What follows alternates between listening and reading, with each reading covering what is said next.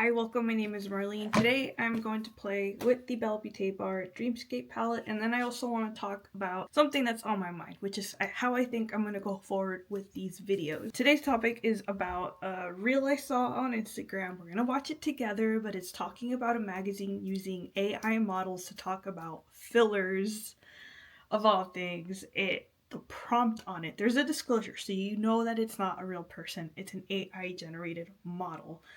But the magazine article is talking about cosmetic procedures, and there's an AI prompt for there to be a model with slight filler and blah blah blah blah blah. Let's watch it together. I have already primed my eyelids with the Sigma eye primer in the color Ignite. And then I also want to talk about just confidence, insecurities, and my little journey with it, and why I really hope our mentality changes on how we see ourselves, and maybe we spend a little bit more of that time on being happy, less overwhelmed with our appearances. I'm not sure what your relationship may be with your appearance and how you feel, or how you've grown up and what experiences you had growing up. I'll share a little bit of mine, but let's get to this video and we'll talk some more. I'm not sure what look I'm going for quite yet. I'm kind of tempted to go for the turquoise colors. I'm gonna do a combination of both of these. I'll probably do this on the inner corner and this is on the outer corner. But let's roll with the video. I'll link the video in the description box so you can watch the whole thing. We're only going to watch a little bit of it. At the airport, and I picked up a magazine, this magazine before, but it says they are the Beauty Authority. Really great photos. Beautiful. So then I'm like, wonder who took it? Where's the credit? Photo credit is an AI prompt. High fashion editorial photo, same thing. She's not real. She's an AI prompt emphasizing elegant proportion. The art of correction. It's not real. AI prompt, editorial beauty shot of a dermatologist wearing a white coat assessing a woman's face, 40s, glowing skin, subtle filter enhancements in cheeks and lips. This filler isn't real. This article is about beauty procedures. So why are we using fake women to talk about real women's bodies? Why are we using AI generated faces for this? All these procedures you can do, and we're using a photo of an AI prompted woman using the words emphasizing elegant proportions. What is that doing for anyone? Do you trust this information when it's paired with a fake face, a fake body? It just feels really off to me. So yeah, this is kind of like the main part I wanted to play for you, is pretty much like you heard her say, it's an AI prompt, having the model be illustrated with subtle procedures on her face, and it's not even a real model. So if they're using a fake model to illustrate these procedures that enhance our natural, very human faces, I couldn't think of anything more dystopian than that. I want to ask you, how do you feel about this?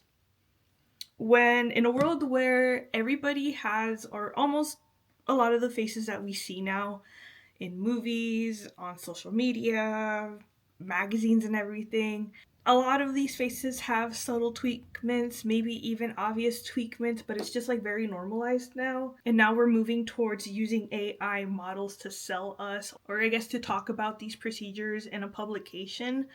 Like I said, it is disclosed on the magazine, but I just thought it was so dystopian that we're using AI models to illustrate cosmetic procedures on an AI generated figure.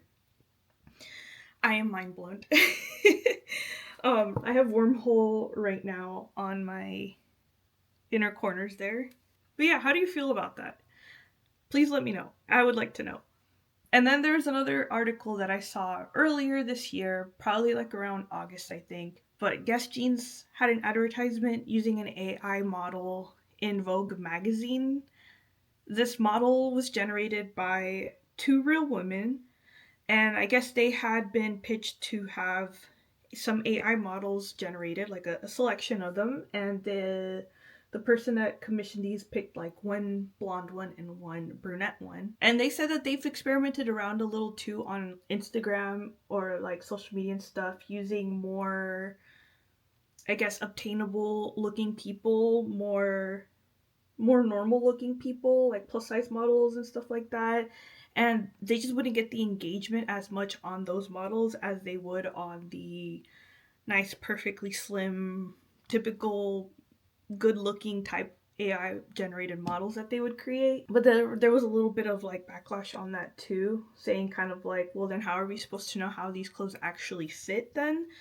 If you're not even using a real body to model these on. I just expect everything with like in a magazine or like a photo shoot or like with any advertisement trying to sell clothes. I expect there to be tweakments. I know that behind the scenes there's like a lot of tweakments that happen. Like they'll use clothespins and stuff to make the clothes fit better on the models. So I mean, I wasn't really bothered too much by that one. But when I saw that reel talking about cosmetic procedures, like if an AI model needs cosmetic procedures, simulated cosmetic procedures, what hope is there for the rest of us? And I've mentioned here that I don't really follow trends. I mentioned it in my Pantone Color of the Year thing about what inspires me and what influences me. I don't follow trends. I don't do that. And I remember the exact moment I stopped worrying about my appearance and my looks, cuz that is something that I worried about when I was younger. I didn't always have this, to me, I think it's a I used to think it was a really ugly nose, and I used to be really insecure about it. But my nose has this like hook here, or like this like indent, and then it just goes out, and it's like big and like fat and bulbous and everything. And it wasn't always like that. I used to have this like nice slender little nose, a very carved out like V-shaped chin.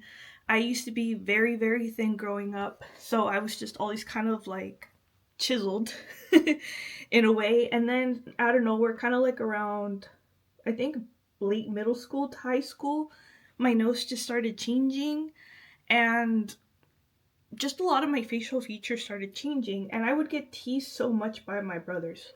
I have two younger brothers. If you have brothers, you know the teasing is inevitable. I really struggled with it. Like, I used to hide my profile. I used to not let anyone see my profile. Like, if I was talking to someone or if I was sitting next to someone, I would always position my body to the point where they would see me straight on. I didn't want, or like a little bit like that, but I didn't want anyone to see my profile because I hated my profile. Prior to that, I had always been told I have a big forehead, and yeah, I have a pretty big forehead. Same thing, like I always had bangs, and I would always kind of try to like position my hair to where it would cover my forehead. Now I don't care. But the exact moment when I realized that I didn't care about my appearance was when I ended my first relationship. I was in a 7.5 year long relationship. I'll talk about that in my vlog about how he cheated on me and stuff. But during that relationship, with since it was like my first relationship, right, I didn't really know kind of how to maneuver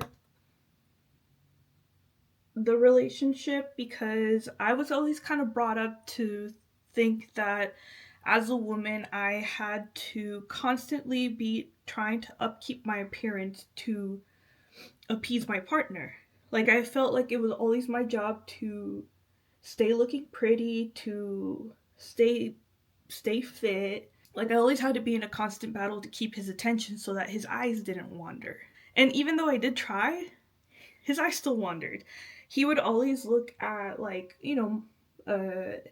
models on the internet. Let's say models. He had a little bit of a problem with looking at certain types of material, and he wasn't very smart about this stuff too. Like, he would always use my computer, and like the way I found out he was cheating was he was using a tablet that we both shared. So that's why, like, I stumbled on stuff that I saw that I really didn't want to see. But I realized that no matter how hard I try, his eyes would always wander, and I always would try to emulate what he saw. Like, okay, he likes curvy girls, with big this and like big, derrieres. So like saying I was always very thin, like I was like, okay, I need to like plump up a little, so I should eat more.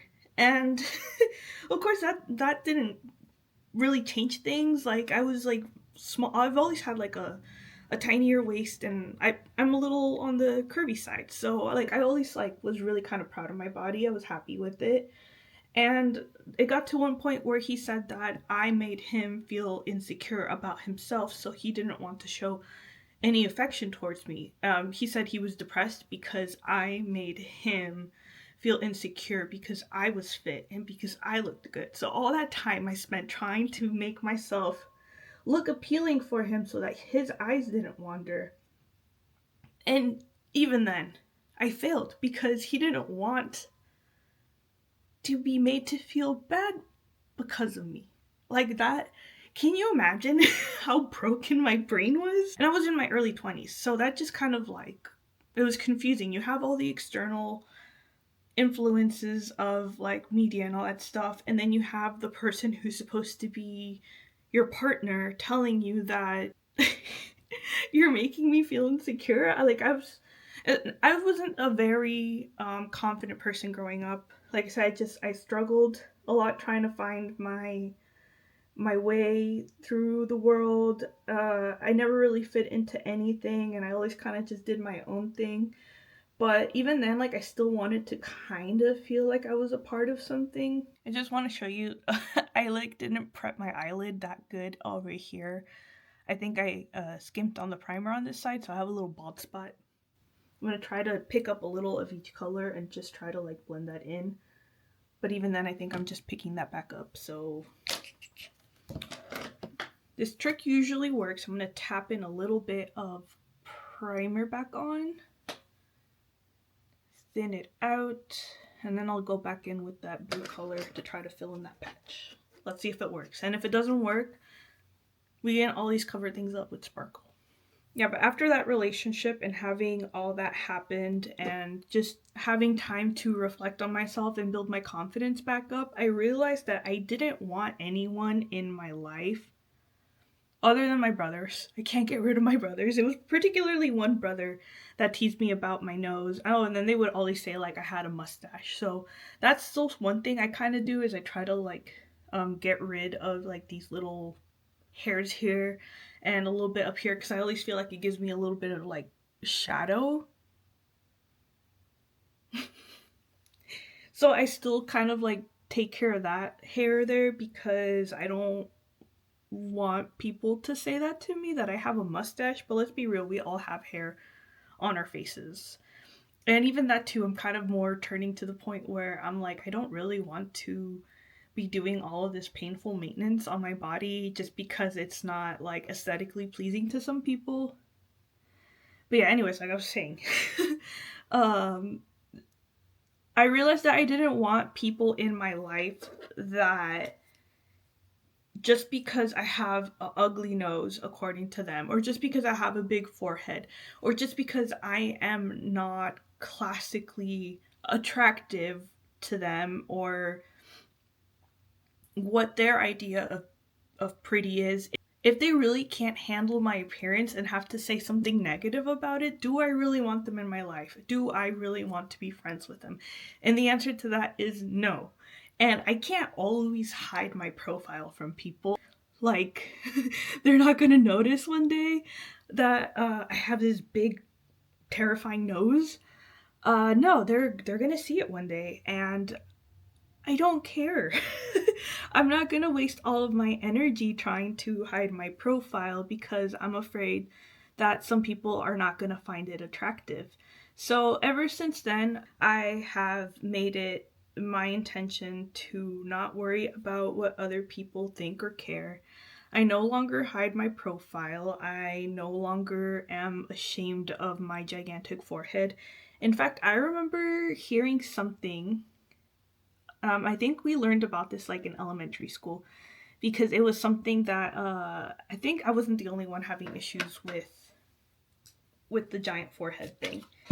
And one of the teachers might have told us that in some cultures, having a big forehead is considered beautiful. That some cultures actually praise having a big forehead. This isn't working, so I'm gonna take this off and we'll be right back. Anyways, where were we? Back to insecurities and how I overcame them. I am kind of, I'm not thankful for trauma, but I am thankful for the experiences that I did have. I'm gonna go in with Void here, this dark purple one. But I am thankful for all the experiences that I did have.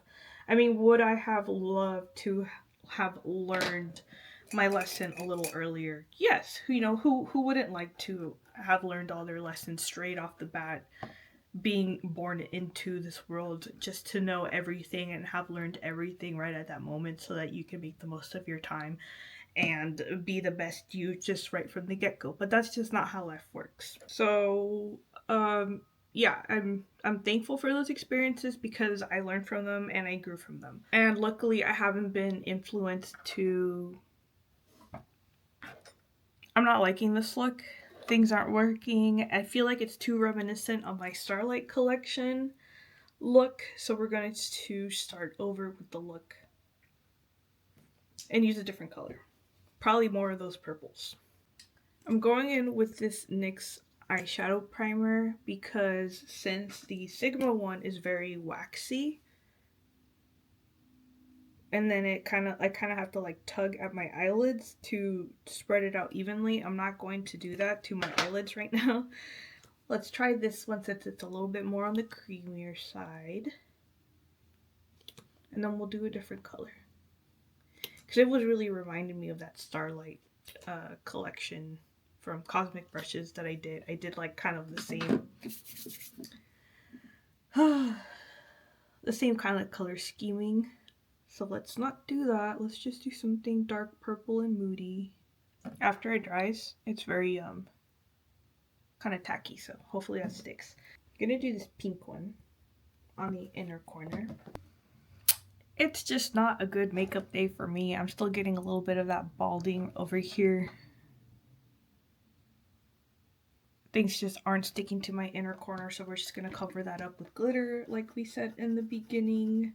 Oh yeah, we were talking about that one teacher that taught us that, like, having a 5-finger forehead, as they used to call it, was kind of actually regarded, highly regarded in some cultures.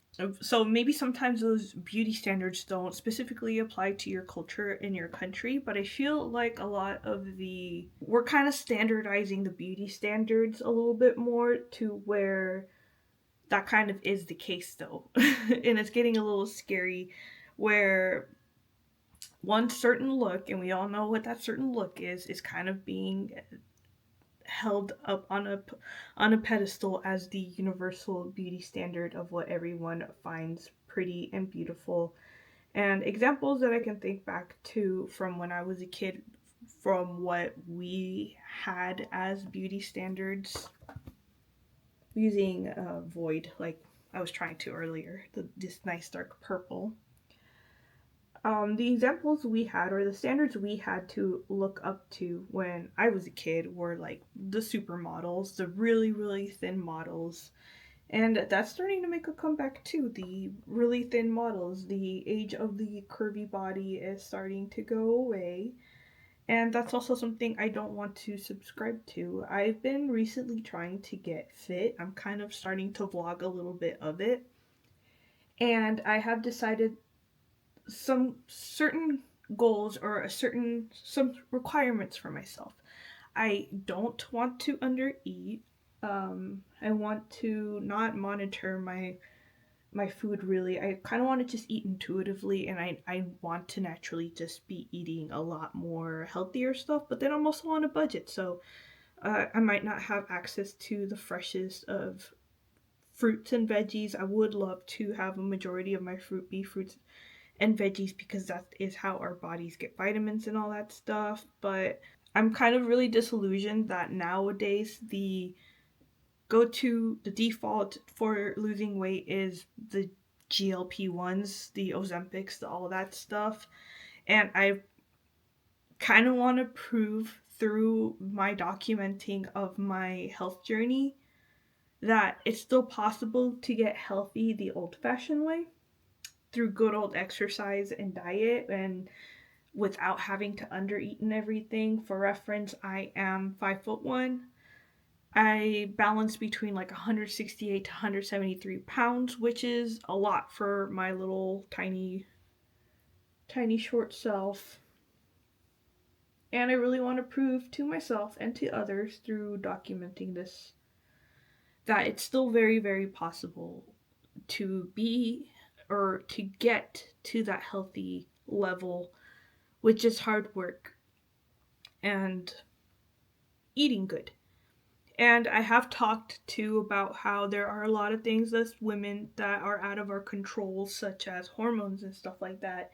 And that has been a battle for me because, like I said, I used to be very naturally thin, and now I ballooned up out of nowhere, and I think that was mostly stress induced weight gain, and I'm having a much more difficult time at losing that excess amount that I would love to lose. And I, going back to my restrictions, sorry, scattered brain, I don't want to reach a specific weight gain or a specific weight goal. I want to just be toned, naturally toned. Yo, what is up with the eyeshadow game today? Nothing is sticking to my eyelids. It's probably my fault too for taking it off, putting it back on. My eyelid skin's probably not hydrated enough. I'm just gonna get like a decent shape and then we'll just cover it up with shimmers. Yeah, but those are my goals. No specific weight, no specific size of pants that I'm trying to fit into. If I would love to fit into the stuff I have, but if I don't, it is what it is. We're moving on. We're changing wardrobe. We'll donate or sell some of the stuff I have. We'll make do with it. Yeah, no specific dress, no specific pant size, and I just want to be toned and I just want to be healthy so I can move a lot easier because I struggle. I have hip pain, back pain, and all that. And if I can get a little bit of muscle so that I alleviate those stresses on my bodies, that's all I really want to achieve.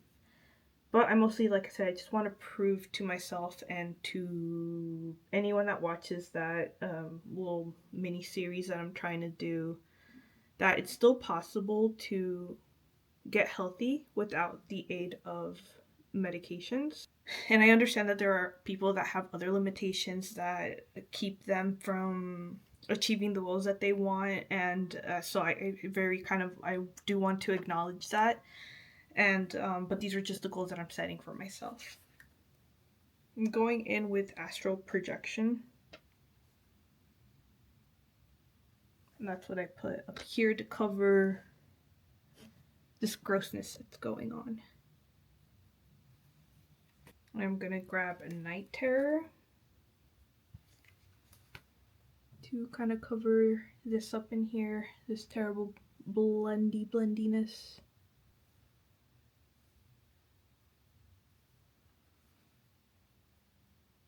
So that's that pink shade. I'm just going back in with Void, and I'm just kind of trying to blend this onto the rest of the bottom kind of eyelid area here. Not really the look we were going for, but it's kind of messy, but we're working with it and trying to make the best of it. Gonna do Nightmare Realm under here. And I'm not sure who needs to hear this or who wants to hear this. It's just something that I thought was interesting, or an interesting video that I saw. How dystopian the age of appearances, physical appearances, the attainability of these so-called beauty standard is becoming, to the point where AI models are now needing to be demonstrating cosmetic procedures. That was just like the most dystopian thing I have heard in a really long time. As crazy as the world is becoming, as I would have never pictured this to be the world that I would grow up into.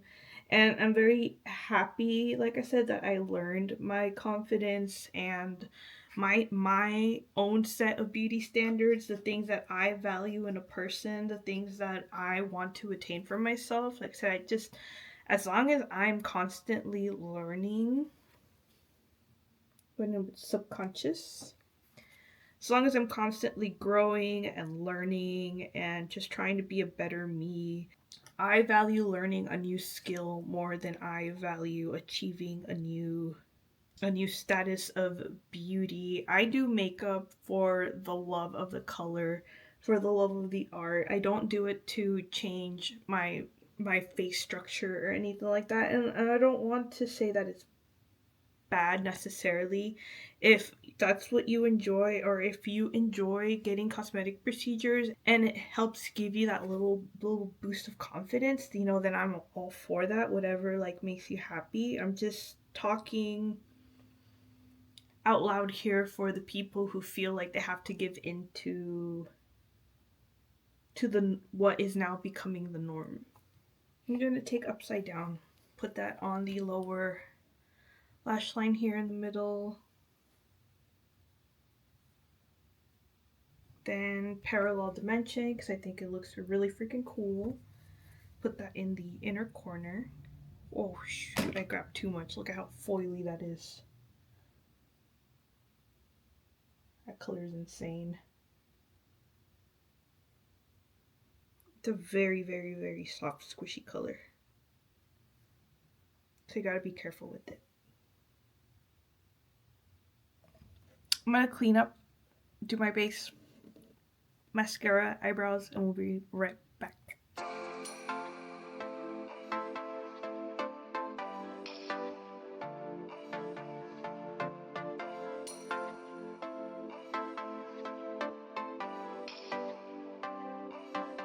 So your tears been running like a waterfall. Thought the stars would never let you down. And you keep on thinking you could save yourself, but that's love, that's just love. You should know some things will hurt, and you'll end up getting burned. I just hope that you will learn. That's just love, that's just love. You will get back up again, even if you don't know when. And it feels like the world is coming down on you. You have to move on, deal with your broken heart. No matter what you think, you'll never ever get enough of love.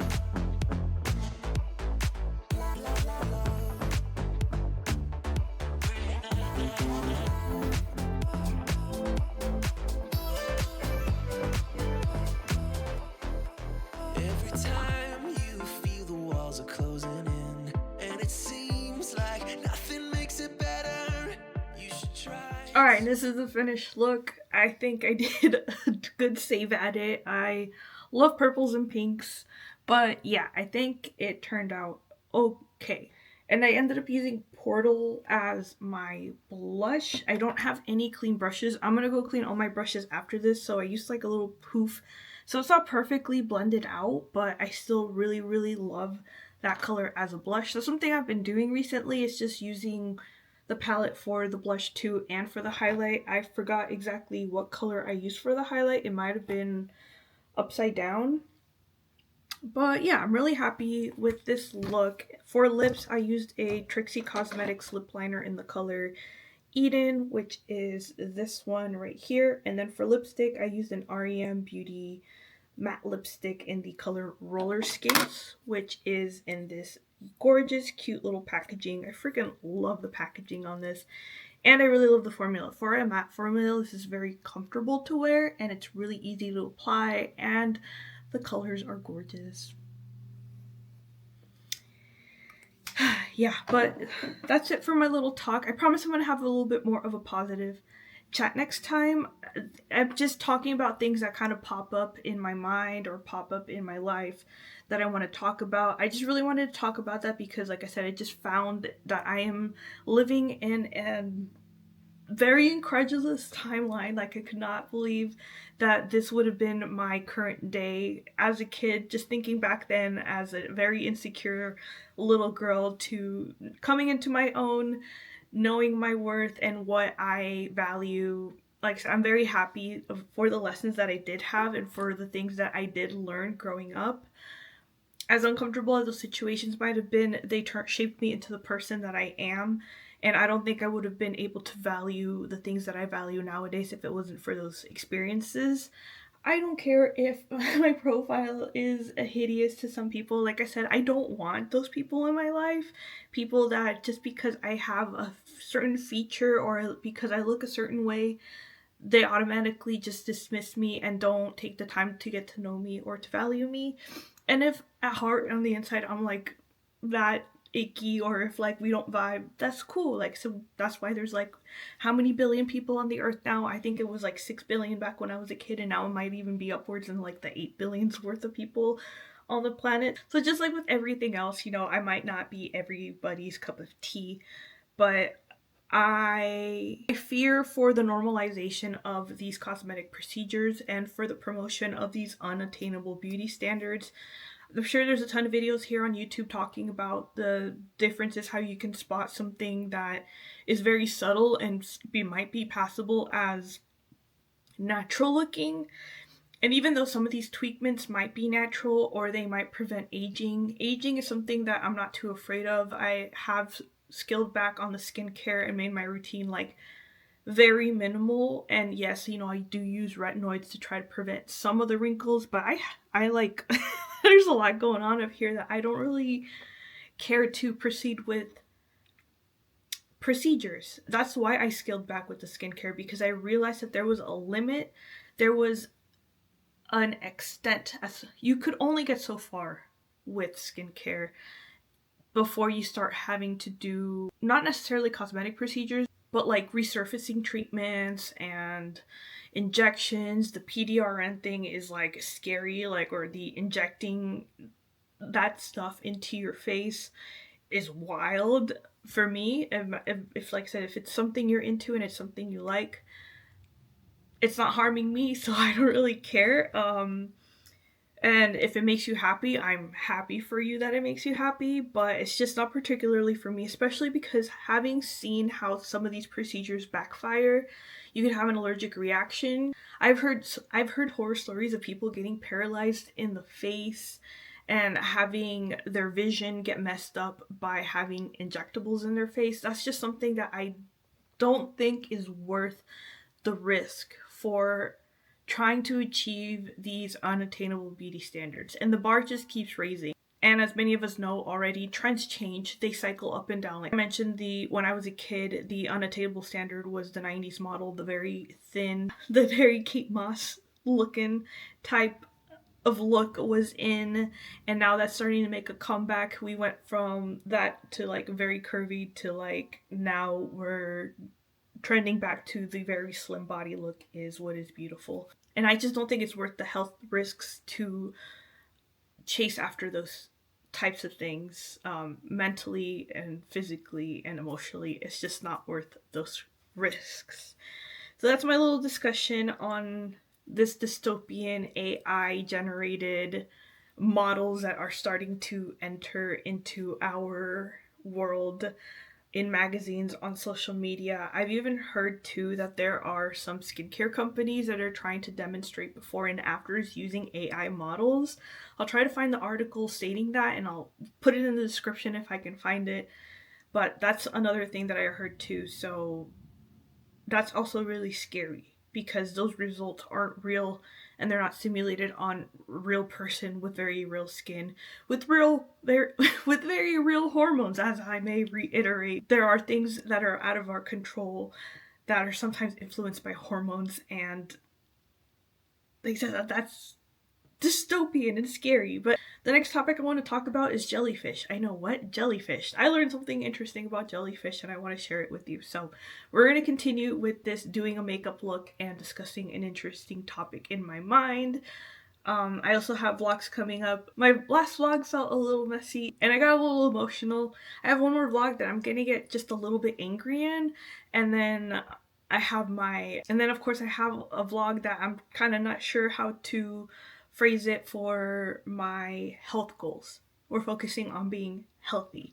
And then I have a couple of fun trips that I'm going to take you on. We're going to the library. We're going on a hike. So I hope you stick around for that. And if, like I said, I'm not your flavor or I'm not for you, but you made it this far, thank you for watching this far. And I hope you take care. Bye.